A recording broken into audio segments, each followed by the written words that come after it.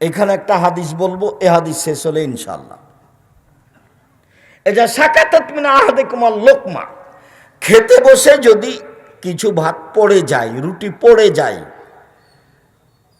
তো ফালিমুত মিনহাল আজা, উঠিয়ে নিয়ে দেখতে হবে ময়লা মাটি কিছু লেগেছে, লাগলে সরিয়ে দিতে হবে। ওয়াল ইয়াকুলহা, তারপর খেয়ে নিতে হবে। ওয়ালা ইয়াদালি শয়তান, শয়তানের জন্য ছেড়ে রাখতে হবে না। ওয়ালা ইয়াদরি ফিয়াতিনাল বারাকা, তার জানা নাই কোন ভাতে বরকত রয়েছে। অতএব খেতে বসলে শয়তান এখানে আছে, এ কথাই ঠিক। একে বিসমিল্লাহ দিয়ে ঠেকাতে হবে, পড়ে গেলে উঠিয়ে নিতে হবে, ময়লা লাগলে সরিয়ে দিতে হবে, সেটা আবার খেয়ে নিতে হবে। সেইটা গরুর চারি গরুর নান্দে দিতে হবে না, আরোটা দেন, আঙ্গুল চেটে খেতে হবে, প্লেট চেটে খেতে হবে। তোমার জানা নাই কোন ভাতে বরকত রয়েছে, পড়ে গেছিল সেটা রেখে দিয়েছ। আসে স্বাভাবিকভাবে যায়, তখন বুঝতে হবে বরকত আছে। নিজে খেলাম, বাপ মাকে দিলাম, ফকিরকে দিলাম, প্রতিষ্ঠানে দিলাম, দেখি কিছু আছে, তখন বুঝতে হবে বরকত আছে। খুব সাবধান। আয় ব্যয় বোকামির পরিচয় দিয়ে করতে হবে না, আর স্ত্রীর সাথে পরামর্শ করেই করতে হবে। স্ত্রী বোকা মানুষ হলেও তাকে বুঝিয়ে নেওয়ার চেষ্টা করতে হবে, দুইজনের সমন্বয়ে সংসার চলবে। আয়েশা রাদিয়াল্লাহু তাআলা আনহা বলেন, কানান নবী সাল্লাল্লাহু আলাইহি সাল্লাম ইয়াকুলু ফি সিত্তাতিন মিন আসহাবিহি,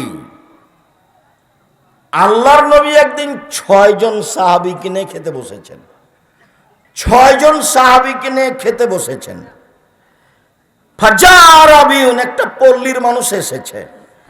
ফা আকালাবে লোকমাতায় নে, আল্লাহর নবী তাকে খেতে বলেছেন, ও 2 লোকমাতে সব খেয়ে নিয়েছে।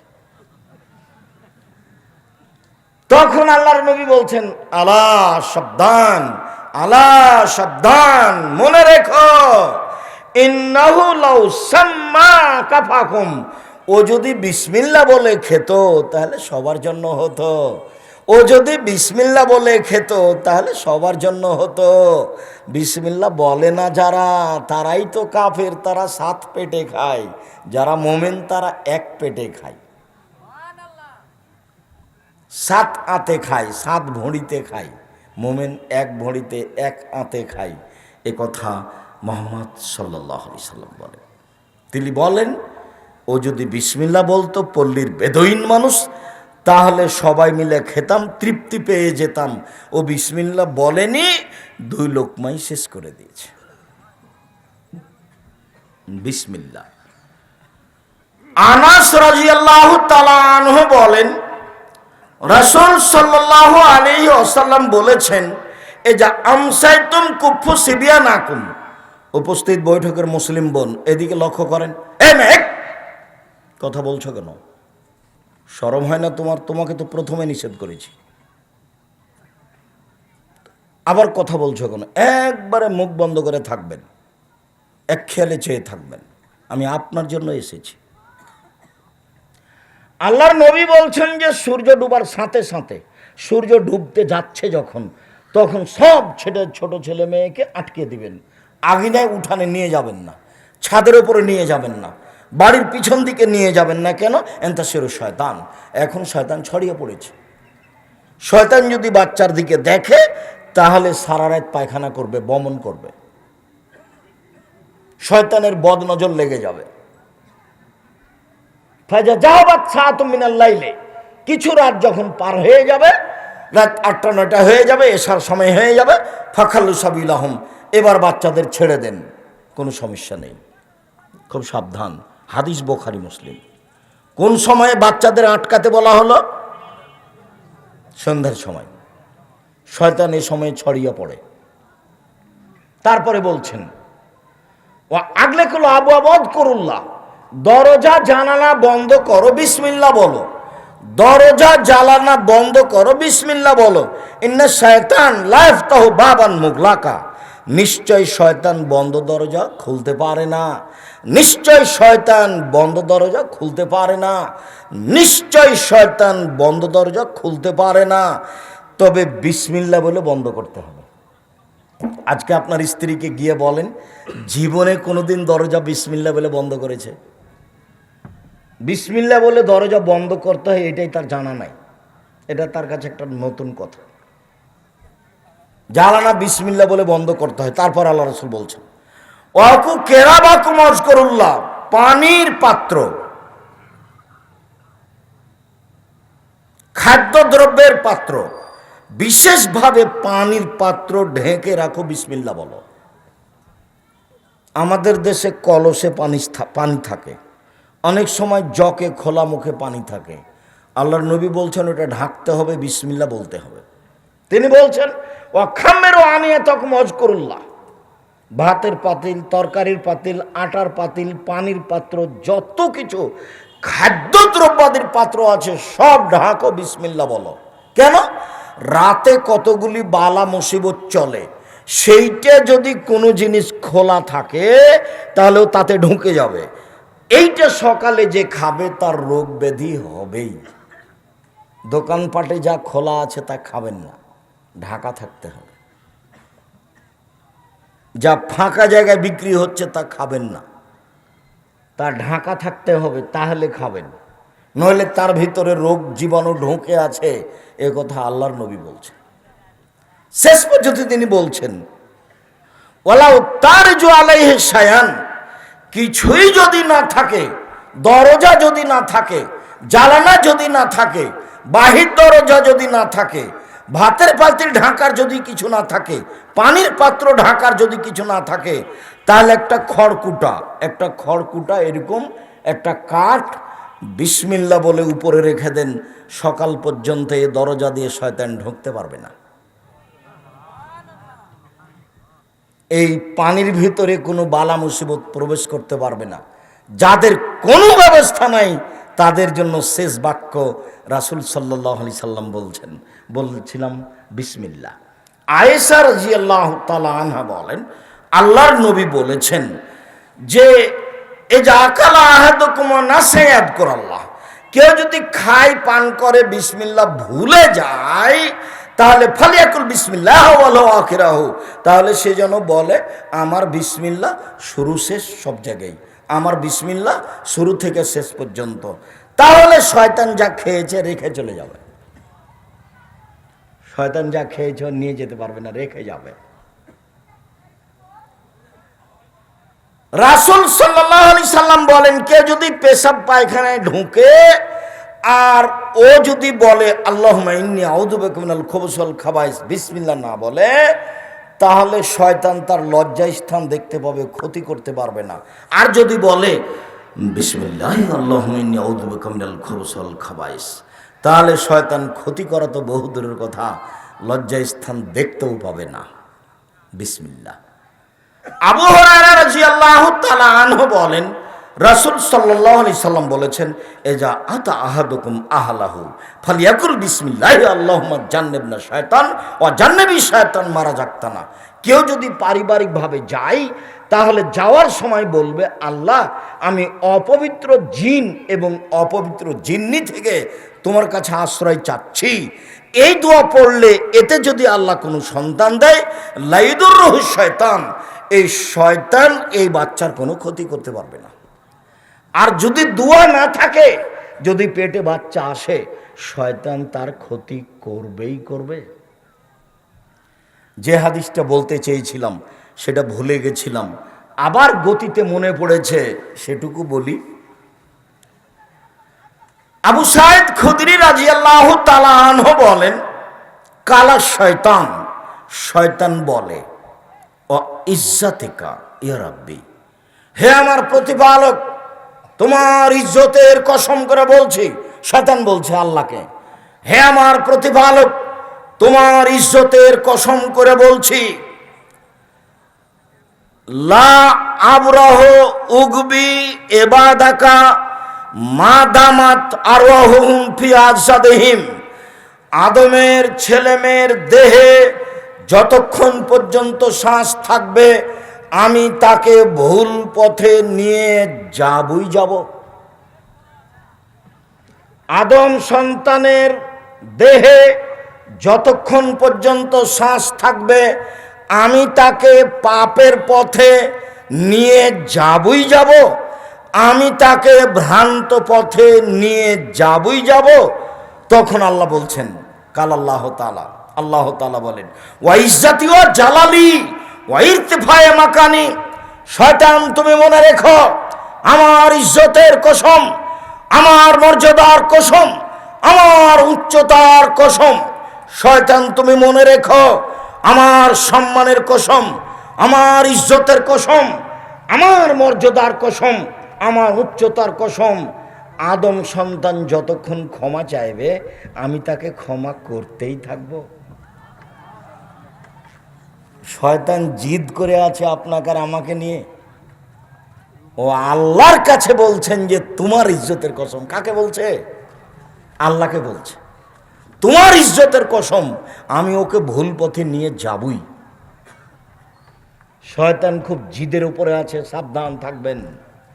সম্মানিত দিনী ভাই বোন, আপনাকে আমি আপাতত বিসমিল্লাহর অংশ এই পর্যন্ত বলে দ্বিতীয় অংশে যাচ্ছে, এদিকে খেয়াল করবেন। তিনি বললেন কুল বিয়ামিনিক, ডান হাতে খাও, বাম হাতে শয়তান খায়। অবশ্যই অবশ্যই কখনো তোমরা বাম হাতে খাবা না, বাম হাতে পান করবা না। গিলাসটা বাম হাতে ধরে ডান হাত নিচে লাগিয়ে পানি পান করবেন না। এইটা মূলত বাম হাতেই হলো, ডান হাতেই গিলাস ধরতে হবে। গিলাসে ভাত লেগে যাক তাতে আসে যায় না, প্রত্যেকের জন্য গিলাস করেন তাতে আসে যায় না। নইলে ভাত বাদ দিয়ে খেজুর খান, কি খাবেন সেটা ভিন্ন কথা, বাম হাতের কোনো সুযোগ নাই, এটা জরুরি। আব্দুর রাজাক সাহেব যদি ডান হাতই না থাকে, ডান হাত না থাকলেও কি আল্লাহ মানুষকে ডান হাতে খেতে বলবেন? এটা কি আর হলো? এটা আল্লাহ বলবেন না। আয়েশা রাদিয়াল্লাহু তাআলা আনহা বলেন, কানাত ইয়াদুন নবী সাল্লাল্লাহু আলাইহি সাল্লাম ইমনা লিতামিহি ওয়া তুহরিহি, আল্লাহর নবীর ডান হাতখানটা ছিল খাওয়া পান করার জন্য, ভালো কাজের জন্য। আল্লাহর নবীর ডান হাতখান ছিল খাওয়া পান করার জন্য এবং ভালো কাজের জন্য। ওয়ায়াদহুল ইসরা, আর রসুলের বাম হাতখান ছিল লে খালায়েহি অলিল কাদারে, পেশাব পায়খানার জন্য আর ময়লা মাটির জন্য। এই বাম হাতখান দিয়ে পায়খানার পরে ছুঁচে। ওই বোকা মানুষ ওই বাম হাতে চা খাচ্ছে। ওইও যদি শিক্ষিত হয় তাহলে মূর্খ মানুষকে বাম হাতে গিলাস ধরে পানি পান করছে, এই যদি শিক্ষিত হয় তাহলে বোকা মানুষকে। আল্লাহ নবী বলছেন বাম হাত হচ্ছে এই জন্য। ওরা বলছে আর দাওয়াল্লাহ সদস্য হিসেবে আপনাদের কাছে একবার যদি গিয়েও থাকে আবার যাবে, যতদূর সম্ভব কেউ উঠেও যাবেন না, খালি হাতে ফিরিয়েও দিবেন না। আল ইয়াদুল উলিয়া খায়রুম মিন ইয়াদিস সুফলা, দেওয়া হাত ভালো নেওয়া হাতের চেয়ে, দেওয়া হাত ভালো নেওয়া হাতের চেয়ে। আর একটা কথা মনে রাখবেন, ইবাদতের জগতে সবচেয়ে শক্তিশালী বড় ইবাদত হলো দান। কোনো সময় মনটা সংকীর্ণতার দিকে নিয়ে যাবেন না। যদি বেশি না পারা যায় তাহলে অন্তত আমার নামটা তালিকায় থাক, 10টা টাকা দিলাম।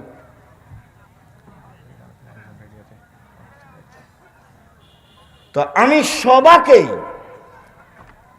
এই মুহূর্তে বৈঠকি দানে অংশগ্রহণ করার অনুরোধ জানিয়ে আমি আমার আলোচনার বাস্তবায়নে যাচ্ছি। কেউ নিজের প্রয়োজন দেখাবেন না দয়া করে। আমি ব্যস্ত আছি, এখান থেকে রাজশাহী যাব, রাজশাহী থেকে ঢাকা যাব, ঢাকায় ক্লাস নেব এই আশা করে বসে আছি ইনশাআল্লাহ। এখান থেকে রাজশাহী যাব, রাজশাহী থেকে ঢাকা যাব, ঢাকা রূপগঞ্জ জামিয়া সালাফে এখন ক্লাস নেই, ওখানে ক্লাস নিব। কাজে আপনি আমার চেয়ে বেশি ব্যস্ত, দয়া করে এটা দেখায়েন না। আর যারা বৈঠকি দানের জন্য যাচ্ছে, পাশে যখন দেখবেন 10 টাকা হোক, 50 টাকা হোক, 500 টাকা হোক, ও যেন আপনার পাশ দিয়ে খালি ফিরে না যায়, এইটা আপনার মাথায় শক্তভাবে থাকতে হবে। আর বৈঠকি দানে আমিও আপনাদের সাথে অংশগ্রহণ করছি। বৈঠকি দানে যারা স্টেজে আছেন সবাই বৈঠকি দানে অংশগ্রহণ করবেন। স্টেজে যারা আছেন, আমার ডান দিকে বাম দিকে যারা আছেন, সবাই বৈঠকি দানে অংশগ্রহণ করবেন। আর এইটা আপনার এবাদতের জগতে সবচেয়ে শক্তিশালী এবাদত মনে করবেন। আপনি সফলতা অর্জন করবেন ইনশাআল্লাহ। ডান হাত পাশ থেকে খাওয়া। রাসূল সাল্লাল্লাহু আলাইহি সাল্লাম বলেন, কুলুমিন জাওয়ানেবেহা ওয়ালা তাকুলুবিন ওয়াস্তেহা ফাইনাল বারাকাতা তানজলি ওয়াস্তেহা। পাশ থেকে খাও, মধ্যে থেকে খেও না, কেননা মধ্যে বরকত নাজেল হয়। সম্মানিত দিনী ভাই বোন, ভুলেও কখনো আপনার স্ত্রী যেন ভাতের পাতিলের মাঝামাঝিতে চামচ না ডুবায়। ভুলেও কখনো আপনি গামলার মাঝামাঝিতে চামচ ডুবিয়ে ভাত উঠাবেন না। উঠালে বরকত কমবেই, কাউকে বলা লাগবে না, এমনিতেই বরকত কমে যাবে, কাউকে বলার অপেক্ষা রাখে না। রাসূল সাল্লাল্লাহু আলাইহি ওয়াসাল্লাম বলেন, জনৈক ব্যক্তি এসে বলছেন, আল্লাহর নবী, না কলো ওয়ালা নাসবাও, আমরা খাই কিন্তু আমরা তৃপ্তি পাই না, আমরা খাই কিন্তু আমরা তৃপ্তি পাই না। তখন আল্লাহ রাসূল বলছেন, তাস্তামিউনা আলা তাআমিকুম ওয়া তাতাফাররাকুন, তোমরা একসাথে খাও না ভিন্ন ভিন্ন অবস্থায় খাও। যে সম্মানিত দিনী ভাই বোন, আজকের বক্তব্যের মধ্যে এই অংশ সবচেয়ে জরুরি। আল্লাহর নবী বলছেন যে তোমরা ভিন্ন ভিন্ন খাও না একসাথে খাও। তখন সাহাবী বলছেন, না তাফাররাকু, আমরা ভিন্ন ভিন্ন খাই। তখন আল্লাহ রাসূল বলছেন, ইসতামিউ আলা তাআমিকুম ওয়াযকুরুল্লাহ ইউবারাক লাকুম ফিহি, একসাথে খাও, বিসমিল্লাহ বলো, বরকত হবে।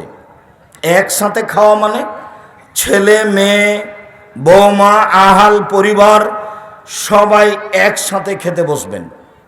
সম্ভব না হলে বাড়ির পুরুষগুলো একসাথে খেতে বসবেন।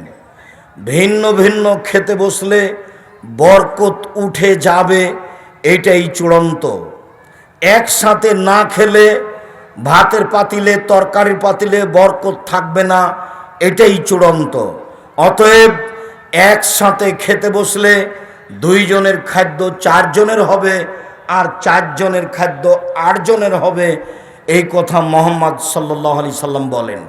ভুলেও কখনো যে যারা ওই বৈঠকি দান উঠাতে গেছে, আপনি তাদের সাথে উঠে গিয়ে নিজের পরিবেশটা নষ্ট করবেন না।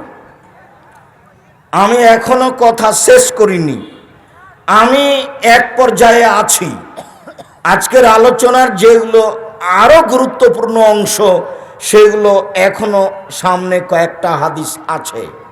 সম্মানিত দিনী ভাই বোন, রাসূল সাল্লাল্লাহু আলাইহি ওয়াসাল্লাম বলেন, একসাথে বসে খাও তাহলে বরকত হবে, ভিন্ন ভিন্ন সময়ে খায়ও না, নইলে বরকত উঠে যাবে। আবু হুরায়রা রাদিয়াল্লাহু তাআলা আনহু বলেন, মা বা রাসূলুল্লাহ সাল্লাল্লাহু আলাইহি সাল্লাম তামান কাত্ত ইনিস্তাহু আকালাহু ওয়া ইন কারাহু তারাকাহু, আল্লাহর নবী খেতে বসে কোনোদিন খাদ্যের নিন্দা করেননি। বলেননি তরকারিতে লবণ বেশি হয়েছে, বলেননি ভাত জ্বলে গেছে। খেতে বসে খাদ্যের নিন্দা করা হবে না, ভালো লাগলে খেতে হবে, নইলে ছেড়ে দিতে হবে। পরে স্ত্রীর সাথে পরামর্শ করতে হবে, খাওয়ার সময় নয়।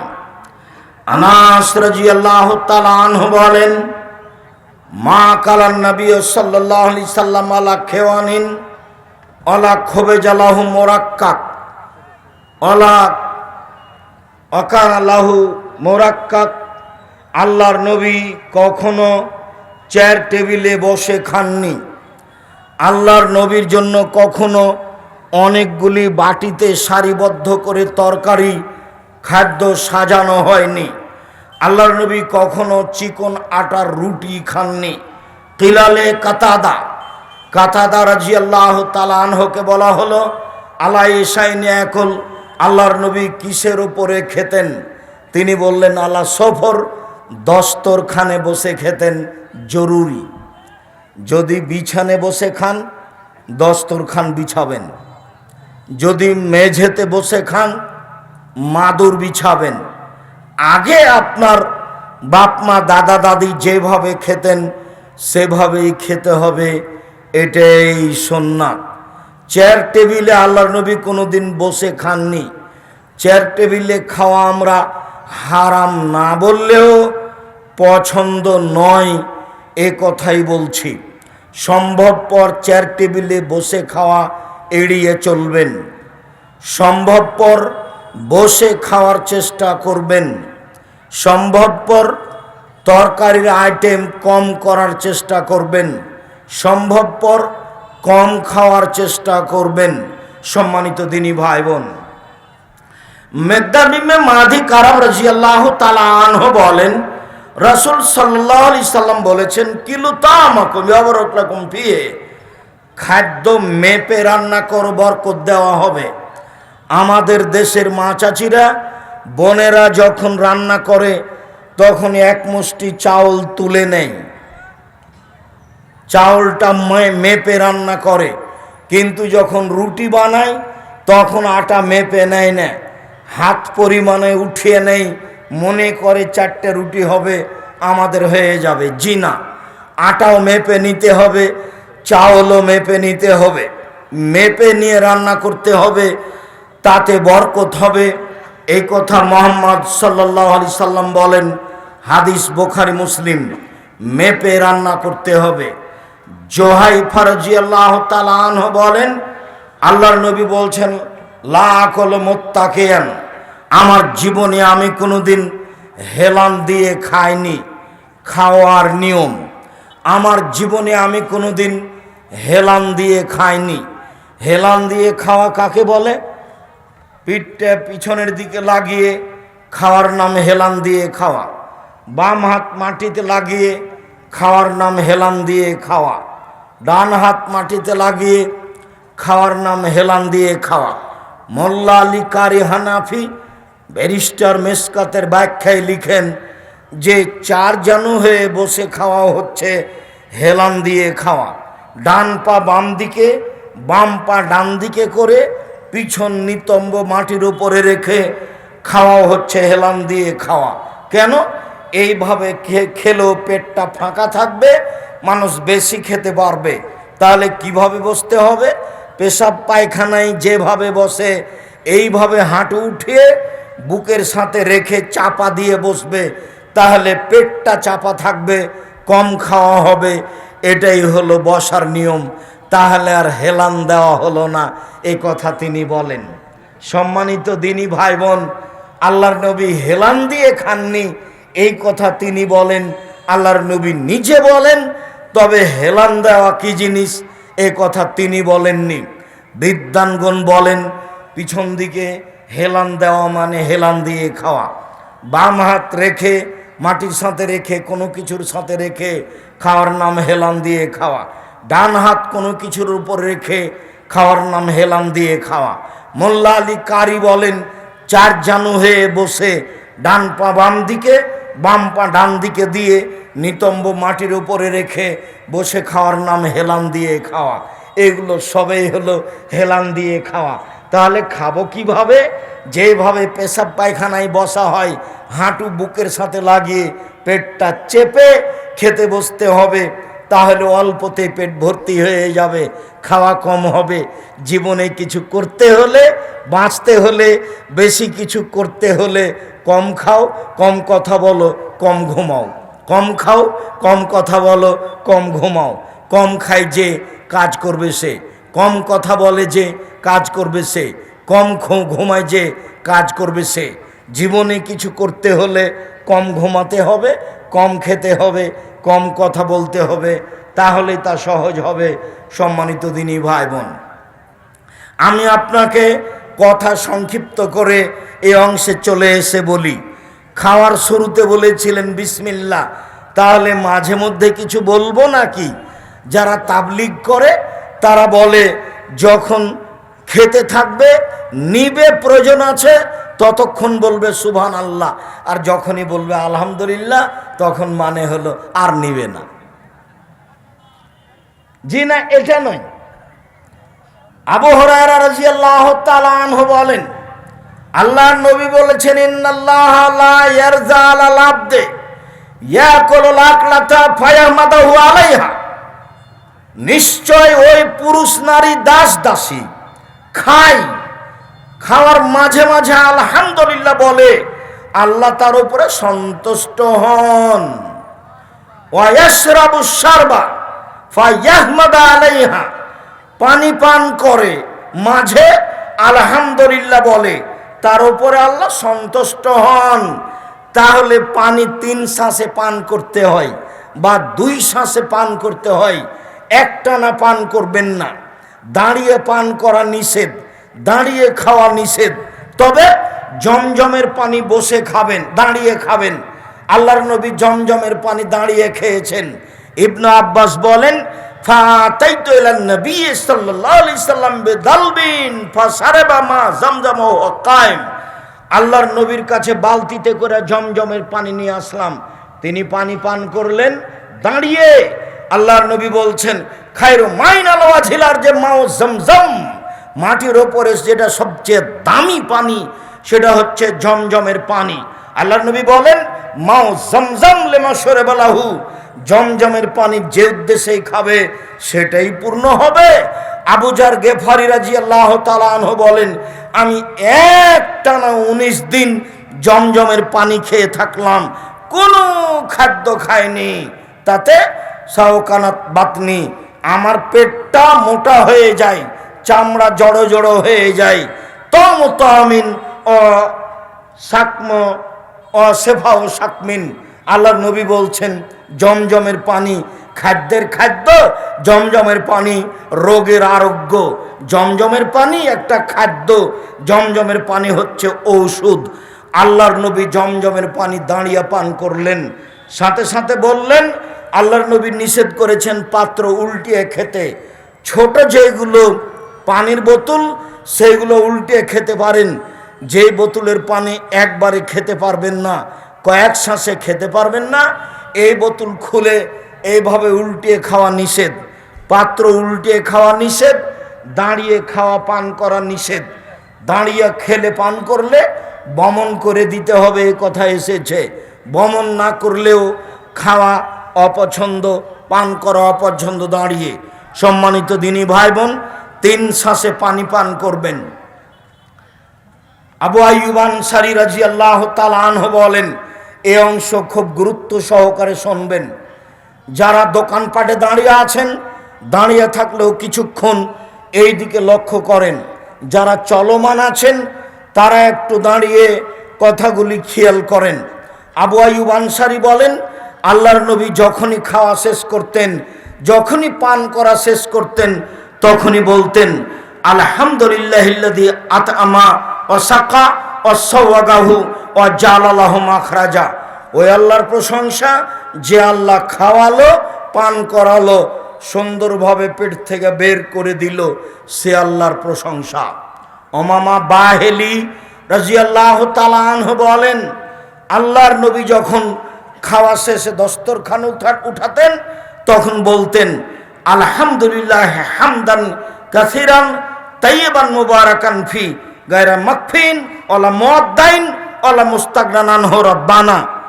ওই আল্লাহর প্রশংসা, আল্লাহর প্রশংসা খুব, আল্লাহর প্রশংসা বরকতময়, মঙ্গলময়। হে আল্লাহ, তোমার এই খাদ্য থেকে আমি নিজেকে মুখাপেক্ষীহীন মনে করতে পারি না। আল্লাহ, আমি তোমার এই খাদ্য থেকে নিজেকে সরাতে পারি না। আল্লাহ, তোমার এই খাদ্য আমি ত্যাগ করতে পারি না। খেতে বসে আল্লাহ রাসূল বলতেন, আল্লাহুম্মা বারিক লানা ফিহে অতেমনা খায়রান মিনহু। আল্লাহ যে খাদ্য এখন দিয়েছো তাতে বরকত দাও, এরপরে যেটা খাদ্য দিবা সেটা তার চেয়ে যেন ভালো হয়। সম্মানিত দিনী ভাই বোন, আনাস রাদিয়াল্লাহু তাআলা আনহু বলেন, আল্লাহর নবী বলেছেন, মান কালা বাদাল আকলে, যে ব্যক্তি খাওয়া ও পান করার পরে বলবে, এখন যেটা বলতে যাচ্ছি এটা একটা ব্যতিক্রম দোয়া। খাওয়ার শেষে এই দোয়া পড়লে যে অতীতের সব পাপ ক্ষমা হয়ে যায়, এটা একটা ব্যতিক্রম বিবরণ। আল্লাহ নবী বলছেন, কেউ যদি খাওয়ার শেষে বলে আলহামদুলিল্লাহিল্লাযী আতামানি হাজাত তুআমা ওয়া রাযাকানিহি মিন গায়রি হাওলিন মিন্নি ওয়ালা কুওয়া, সে আল্লাহর প্রশংসা যে আল্লাহ এই খাদ্য খাওয়ালো, যে আল্লাহ নড়াচড়া করা শক্তি নেই এর সত্ত্বেও আমাকে খাওয়ালো পান করালো, সে আল্লাহর প্রশংসা। এটুকু পড়লে গোফের আল্লাহু মা তাকাদ্দামা মিন জামবিহি, আগেকার সব পাপ ক্ষমা।